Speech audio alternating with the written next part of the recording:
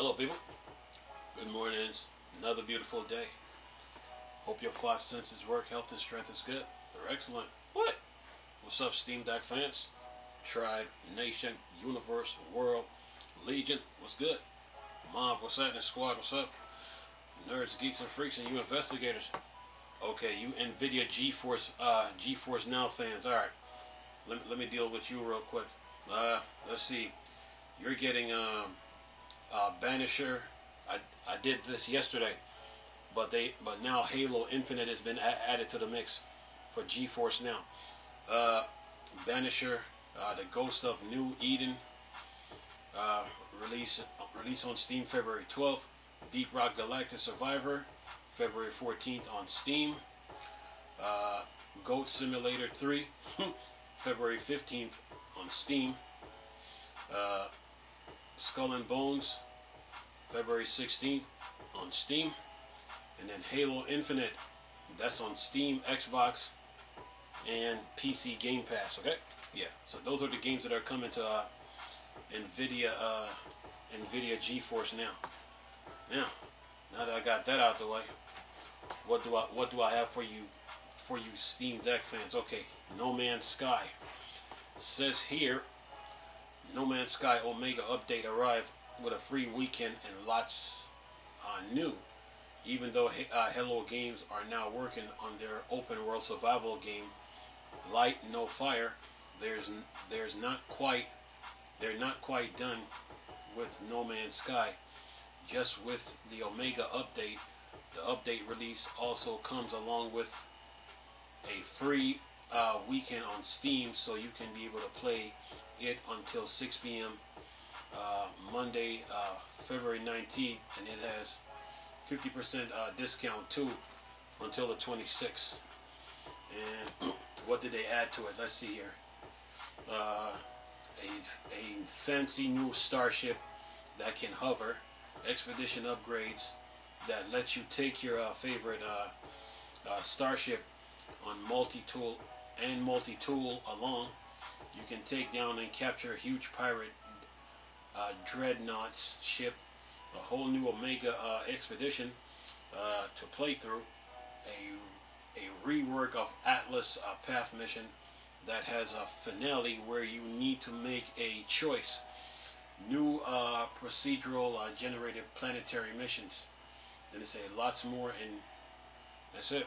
So those are the updates for No Man's Sky. Now, what else we got for you Steam Deck fans? Now, Plants vs. Zombies. Says here, Plants vs. Zombie Garden Warfare 2 adding EA anti-cheat, breaking it on Steam Deck Linux. It's only a matter of time before more and more EA published games move over to EA anti-cheat, and now Plants vs. Zombie Garden Warfare is set to get it. Currently rated as playable on Steam and Gold and ProtonDB. An updated plan for March 2024 will entirely break it on Steam Deck and desktop Linux. Announced on the EA's website, they said they've identified an issue affecting our Plants vs. Zombie Garden Warfare 2 PC players, and so to create a safe and fair experience for all players, we will be rolling out an update in March 2024 that will transition Plants vs. Zombie Garden Warfare 2 for PC over to EA anti-cheat. In the posting, they clearly say, with this update, we will be ending support for Plants vs. Zombie Garden Warfare 2 for PC on Windows 7, 8, 8.1 operating system. Additionally, Plants vs. Zombie Garden Warfare 2 will not run on native Steam OS for Steam Deck with this update. And it says, so players on Steam/Linux will be left with a broken game. Concerning for many reasons, because once again it shows developers can and will just break their games on certain platform, even when put through Steam Deck verified by Valve. It's not guaranteed that the game will continue working unless the developer supports the platform directly. EA anti-cheat is cause of other games not working too, including EA Sport FC 2024. How long before they include it in other games like Apex Legend, which is currently Steam Deck verified? Yeah. Somebody says EA doesn't want our money. Fine for me. Their wish is granted. Someone here said, I played Plants vs. Zombies and I loved it. They destroyed Plants vs. Zombie 2 with DLC or something like that. Then they made this spin-off that I haven't played but don't seem like a good game. I mean, I like Plants vs. Zombie for the gameplay, not the characters. So I don't see the point of playing with them in completely different game. Yeah, people share their comments here. Yeah. Anyway, what else I got? All right, let's see here. Okay. Get a whole lot of classic Capcom games in this Humble bundle. All right. Okay, Humble. Let's see what you got. Ultra Street Fighter 4, Street Fighter 6, Street Fighter 4, Street Fighter 5 Champion Edition, Street Fighter 30th Anniversary Collection, Capcom Arcade Stadium, Capcom Arcade Stadium 2. And it says you can get a whole lot of DLC that's mixed between Capcom Arcade Stadium and Capcom Arcade Stadium 2, including Counterattack Battle of Midway, Kai Midway, The Loop, The War Against Destiny, Block, Knights of the Round, Magic Sword, King of the Dragon, Vampire Survivor, Lords of Vampire Survivor, Vampire Savior, Lord of the Vampires. We're talking about Dark Stalkers. Then there's Battle Circuit, Bionic Commando, Black Tiger, Capcom Sports Club, Captain Commando, Carrier, Air, Wings, Commando, Cyberbots, Dark Stalker, Dynasty Wars, Echo Fighter, Final Fight, Forgotten World, Grand Sumoku, Ghosts and Goblin Ghosts, Ghouls and Ghosts, Giga Wings. Yeah, whole bunch of games. Asatsu Barukin, Hyper Die Sidearms, Hyper Street Fighting 2, Last Duels, Mega Man, Power Fighters, Mega Man, Power Battle, Mega Twins, Night Warriors, Dark Stalkers, Pirate Ship,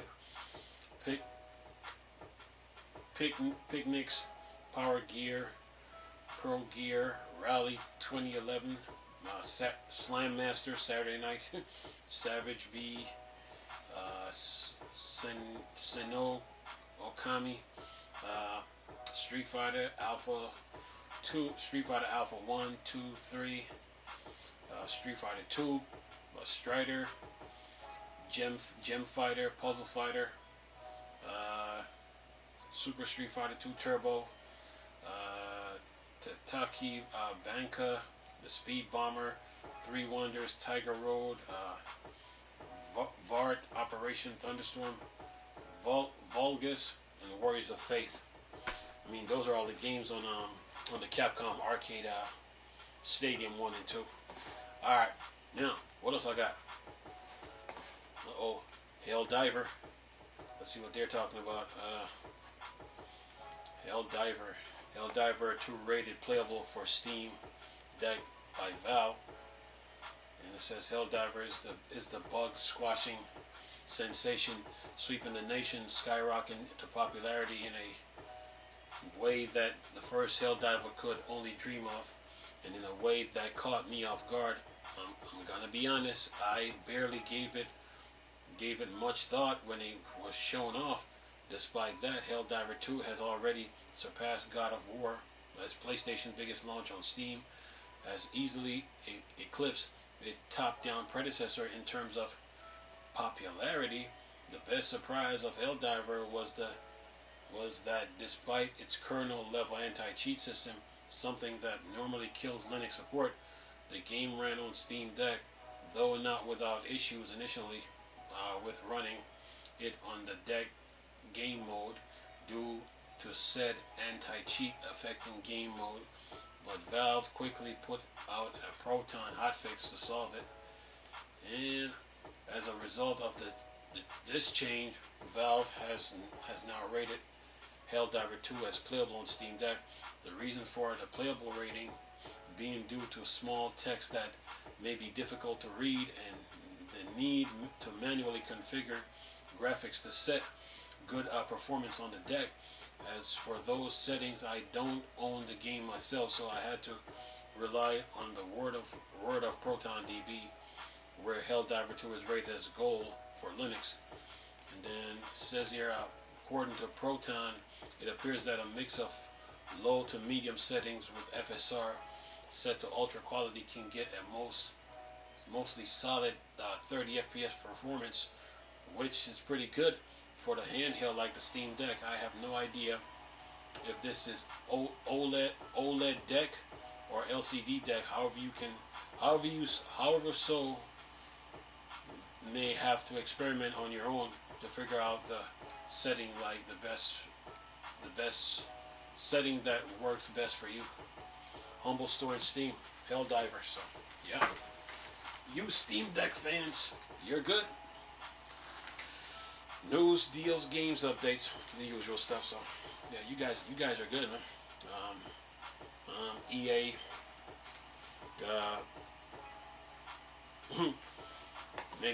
Maybe Valve can provide an update to fix that little problem, you know. So with EA games, I mean, they've done it before, so yeah. The thing about it too, in a market like this, the video game market, if you're a third-party developer, you don't want to find yourself siding with one platform over the other. Okay, you don't want to do that. You want to put your game, whether it's on PC, Apple, whether it's on Sony, Nintendo need to step their game up in their hardware department. That's why they don't get a lot of games. It's Nintendo and Microsoft. You don't want to find yourself taking sides, you know, and doing stuff intentionally, deliberately for a game not working, or making excuses like how Epic and Bungie was doing.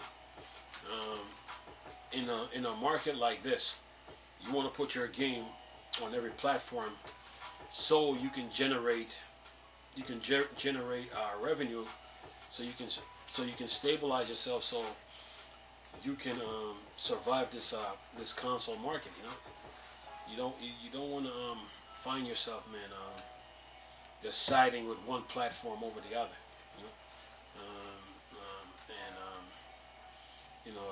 Because if you do that, you're shortchanging yourself. You're shortchanging yourself, and you're putting yourself in a bind because you're missing out on revenue now. You're missing out on revenue that could have helped you in the days to come. So yeah, when it comes to this game development, you don't want to be playing referee, or you don't find yourself being a referee or an umpire or something when it comes to picking, like, okay, which platform should we release our game on? You don't want to do that, so because you're gonna hurt yourself. I mean, look what happened to Bungie. They paid a price, man, and now they're trying to regroup. They were trying to blame Linux gamers for cheating and all that, but they're forgetting that Windows gamers cheat too. So yeah. And then Fortnite right now, Epic with Fortnite right now, they're just making excuses. They got saved by Disney now because Disney made like a 1 point something billion investment into them. So yeah. But in this console market, you don't want to find yourself in this video game market. You don't want to find yourself picking sides, because there's gamers everywhere on every platform. Like there's gamers on Apple, there's gamers on Windows, there's gamers on Linux, there's gamers on of course PC and Mac, which is Apple, Windows, and Linux. But there's also gamers on Nintendo and PlayStation. So yeah. Now it's one thing if a studio purchase you and you're making the exclusive game, okay, fine. Then that game goes to that specific console. That that game go to that console that the studio just got purchased for. So yeah. But other than that, man, you don't want to find yourself in this video game industry, like taking sides. It's not good. So yeah. But other than that, man, that's all I got to say on that. EA has to realize that there are gamers. There's gamers on the Steam Deck. There's gamers on the Asus ROG, the Lenovo Legion Go, the OXO, the 1X, the ANEO, the GPD, the Odin, the Orange Pi, and yeah, they have to realize this. So making these changes and then trying to stick to just one platform, no, not good.